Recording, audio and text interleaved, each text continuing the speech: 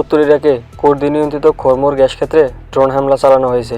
ইরানের রাষ্ট্রীয় সংবাদ মাধ্যম IRIB এমন দাবি করেছে। এই গ্যাস ক্ষেত্র থেকে ওই অঞ্চলের অধিকাংশ বিদ্যুৎ কেন্দ্রে গ্যাস সরবরাহ করা হয়।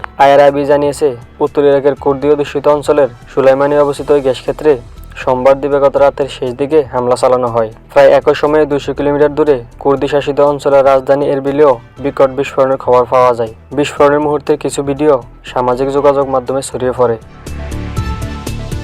ইরাকি সংবাদ মাধ্যম এবং ইরানের বার্তা সংস্থা ফার্সের প্রতিবেদন অনুযায়ী মার্কিন কনসুলেটের নিকটবর্তী এলাকা সহ উত্তর ইরাকের এরবিলে অন্তত 7টি বিস্ফোরণের ঘটনা ঘটেছে। আল জাজিরার সঙ্গে আলাপকালে পুলিশ সূত্র জানিয়েছে, উত্তর ইরাকের এরবিলের উত্তর পূর্বে অবস্থিত খালিফান ও সোরান এলাকার বিভিন্ন স্থানকে লক্ষ্য করে অন্তত 4টি ইরানি ড্রোন হামলা চালিয়েছে।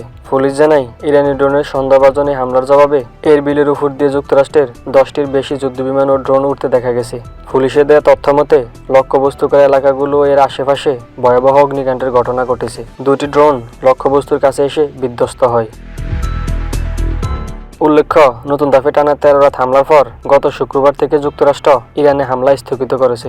যুক্তরাষ্ট্র হামলা স্থগিত করায় ইরানও হামলা বন্ধ রেখেছে।